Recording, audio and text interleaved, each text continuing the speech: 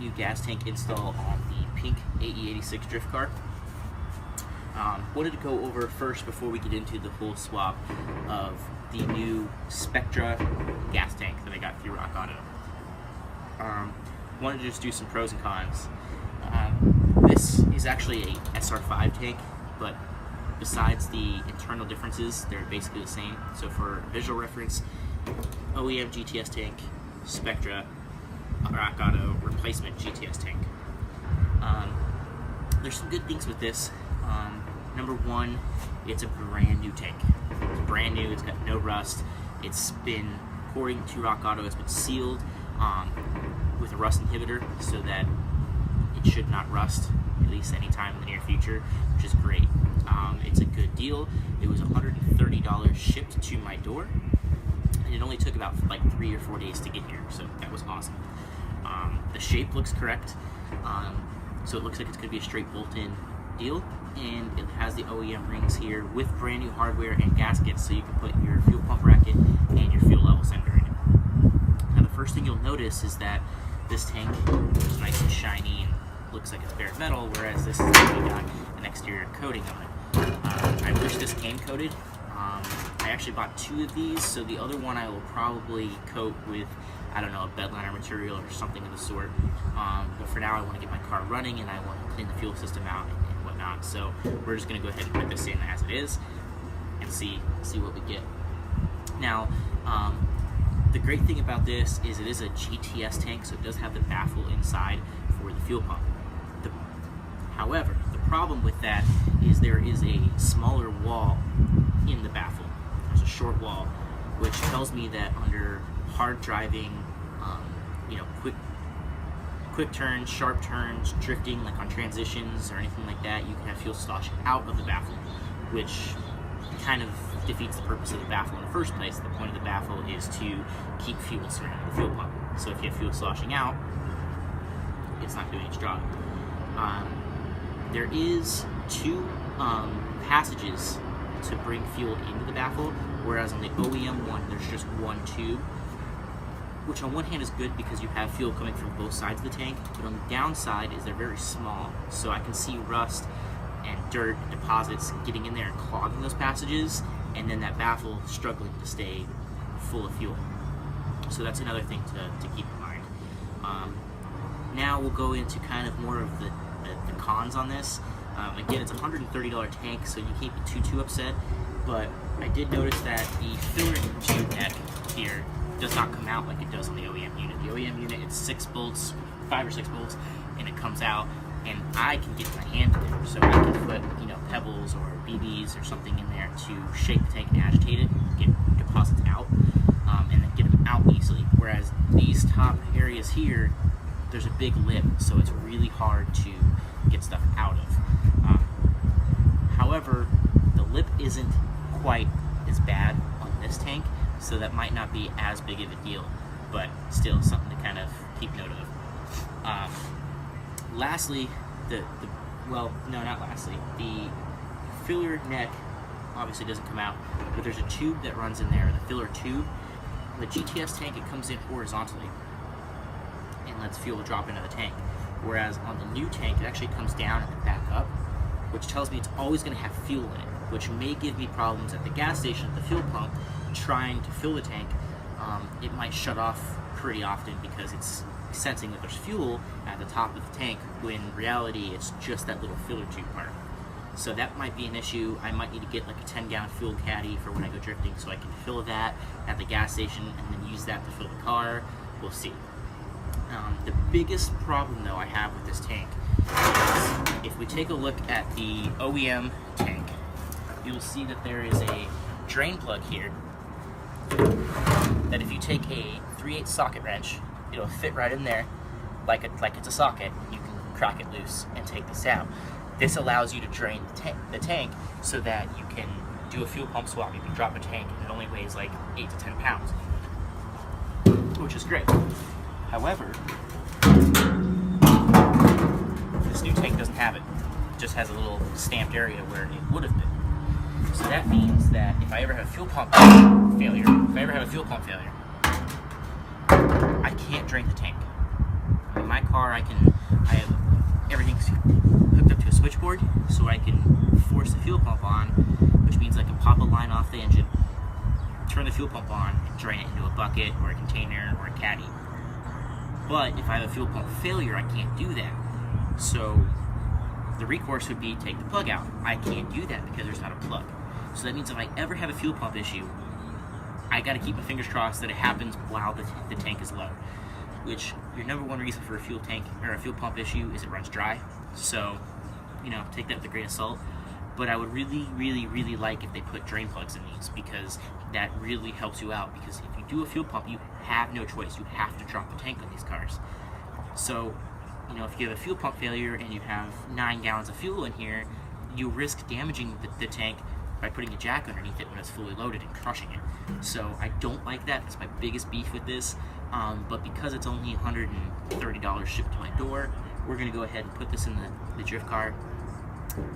You know, run some fuel through it, clean the injectors, put a brand new fuel pump in this, put a brand new fuel filter in the engine bay, and hopefully my fuel problems are done, and I can move on to other things like actually driving the car. So with that being said, I'll get these tanks out of the way.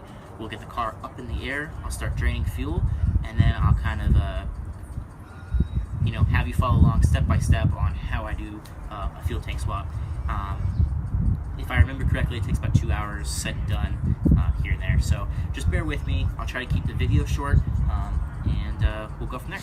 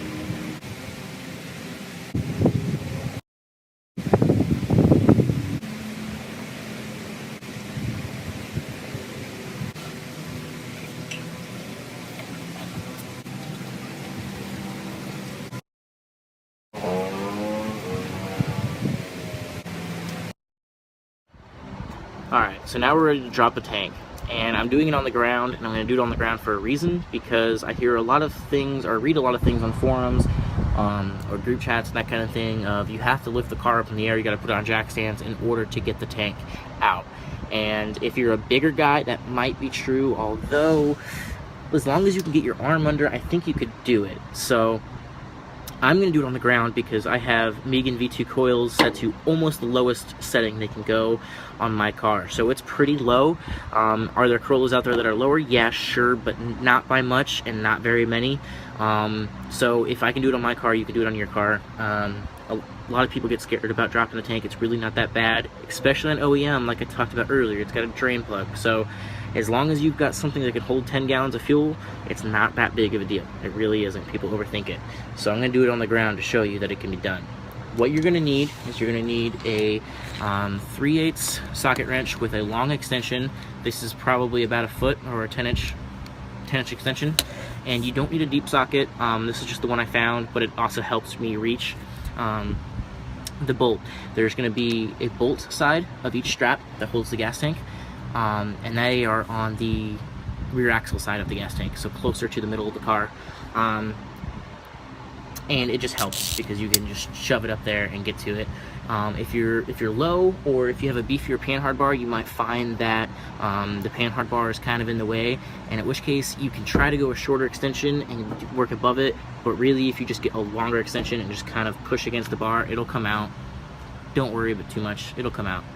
And then you're going to need a pair of needle nose pliers for this pin right here. This pin is the other side of the strap, and you just grab the pin from where it's it's the same direction as the pin itself, but it's 90 degrees from the clip, so it's like the bottom portion of an L, capital L. What you're going to want to do is you're just going to grab that and pull it down. Seriously, it's that easy. They should come out that easy. And they pop in that easy too. So that's how you get the other end of them out. a tip is always make sure you spin the pin. It might be, if it hasn't been a while since it's been pulled, the pin might be tough to move. You need to get a pair of pliers on it, but rotate the pin in the strap so that this is basically an upright sitting L. So the part that you're going to pull down is parallel to the ground, and then it turns perpendicular through the pin, and then you're just going to pull straight down. And that's the easiest way. If you do it some other ways, you can pull it out, but you might like pull it into the tank, and then you don't have enough room to pull it all the way out of the pin. So just, that's the easiest way. Plus you get more leverage, just pull it straight down. So now that I've talked you through it, we're going to take some clips of me doing it, and we will get the gas tank dropped. Alright, so I am by no means the biggest guy in the world, but I'm not the smallest either. I've got a little weight on me that I'm not proud of, so I can fit under the car on the ground. I have a low car. If you can't, you need to jack the car up just enough that you can slide underneath the gas tank, in my opinion. The lower the car is to the ground, the easier it makes this whole process. Right next to the pin-hard support mount. Let's see if I can move my fat finger out of the way if you can see that, but it's right here. That is the other bolt that you have to get under the straps. So I come under here with my 14mm extension, and I come back here with my my 1/4" drive socket with a I think it's an 8mm socket for those two small fuel lines, and then I bring a 17 and a 14mm wrench under the car with me. Now, it is ideal that you use line wrenches. Trust me, you don't want to strip these lines out.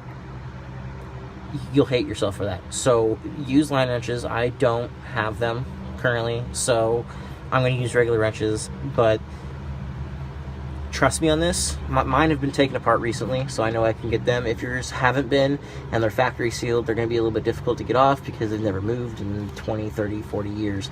It's like 33 years. So, you know, use line wrenches. If you don't have a set, invest in them. They're not that expensive. Even if you get really cheap ones from like AutoZone or something, I mean, you're talking like 20 bucks. Trust me, it's worth it. Trust me. So, crack those lines off first. I usually start with the feed and then do the two smaller ones because they come off easier. Then I loosen the two bolts out of the straps here. The tank is already supported by a jack. Once these straps are loose, I slide out of the car, and then I take the pins out of the front. Now I pull the straps out, and then I can lower the gas tank. The other thing you have to worry about when you lower the gas tank is you're going to have it disconnected up top. So you're going to have to unclip the harness from both the fuel sender and the fuel pump. And if you have a car with interior, you're going to have to, pull the carpet up to do that, but you might have those rubber gaskets that will kind of snag.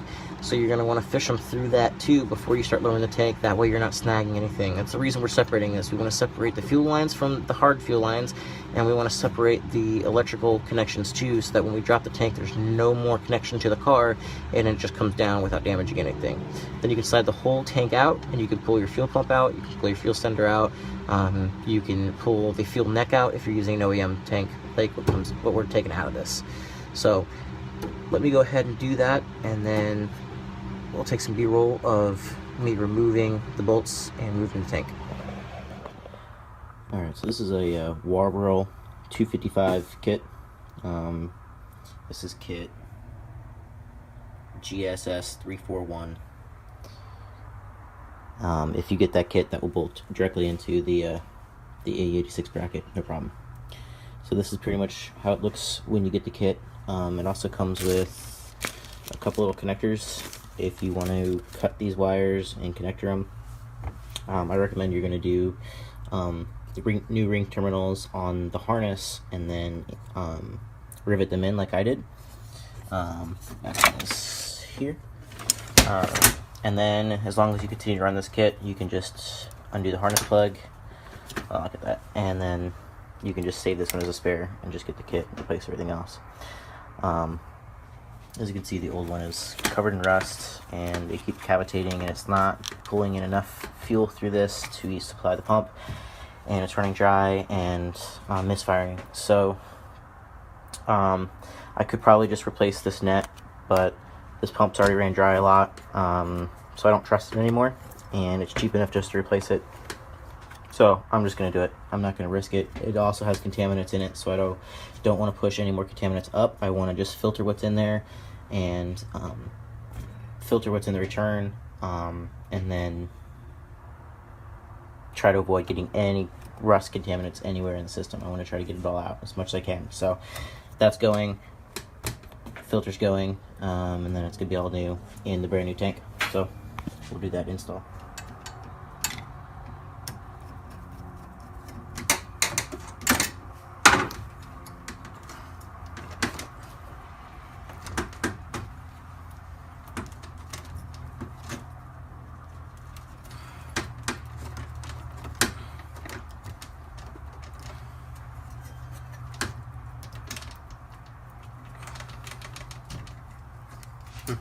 That was tricky.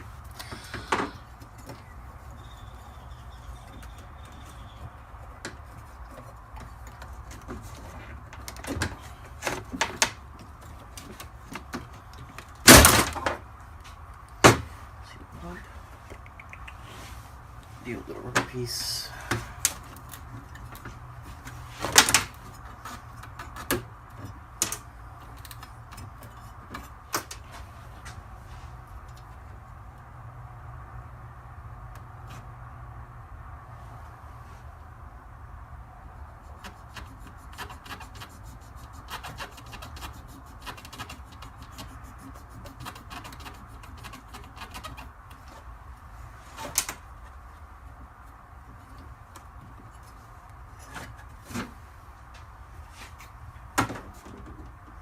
Since we're replacing it anyway, I went ahead and cut that off.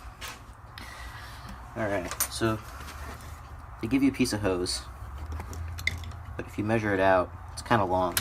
So I'm going to take a little bit off, just so I don't have to push as much hose up.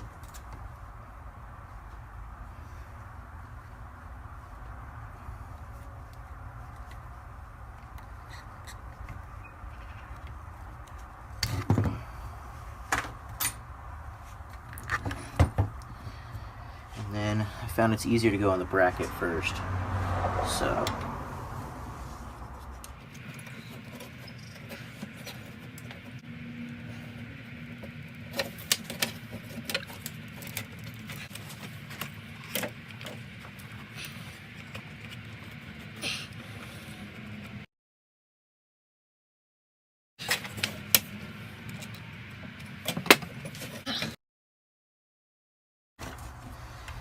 now it's all the way up there. We'll go and clamp it down.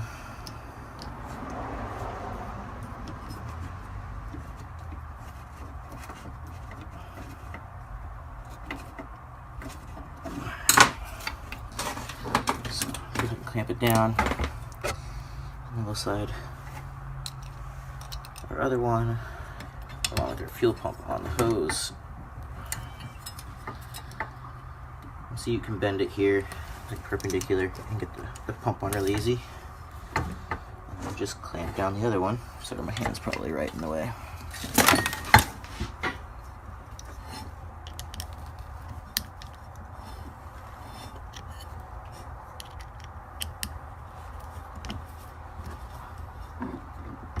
Put on your rubber boot here, and this just kind of pushes up and in. Like so. Alright, and with the pump over here at the car, remember that the lines go towards the front of the car. So, looking at the tank, if the gas door's over here, that means the front is this way, it's down. So, and also, these holes are not symmetrical, so you really can only get it bolted in one way, but it also obviously helps if you can just drop it into position. So.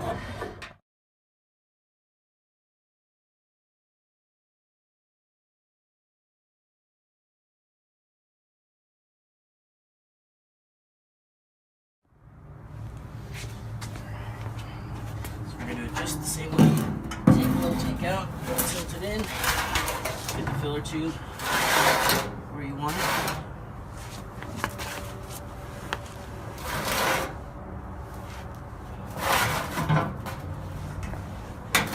There we go.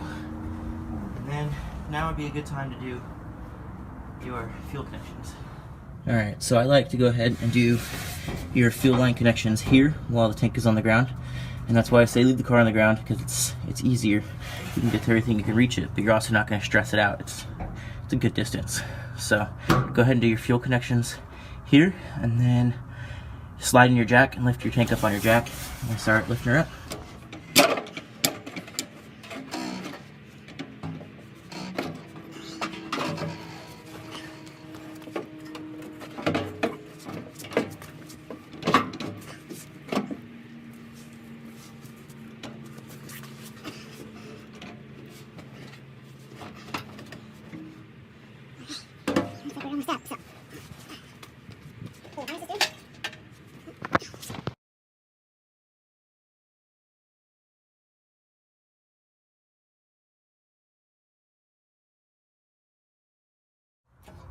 Alright, make sure you pull your harnesses up through the body before you get the tank all the way up, because you'll get them trapped in there. So just make sure they're clear, and then continue jacking the car up. Or the tank up, sorry. Alright, now I've got the tank up, time to put the straps on. Now I know it doesn't look like it, but the straps are different. So the one that goes on the left, so see towards the driver's side of the car, is actually the longer one. So make sure you're not crazy, there is a longer one. Put that on the driver's side. The passenger side, closest to the gas door, gets the short one. But they go in just the same way. I took them out with a pin. I put the little safety cotter pin in there. And then same with this one over here. Boom.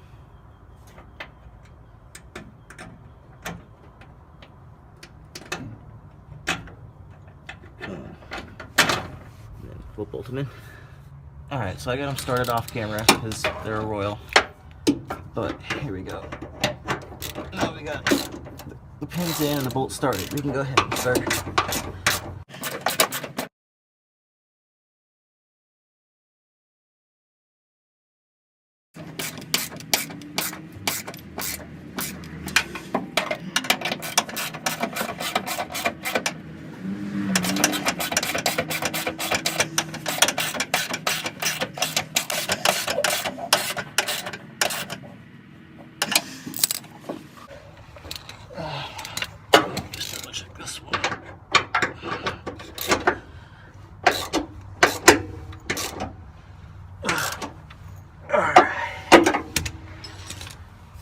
Make sure you torque those down, because I mean, they hold your gas tank in, kind of important.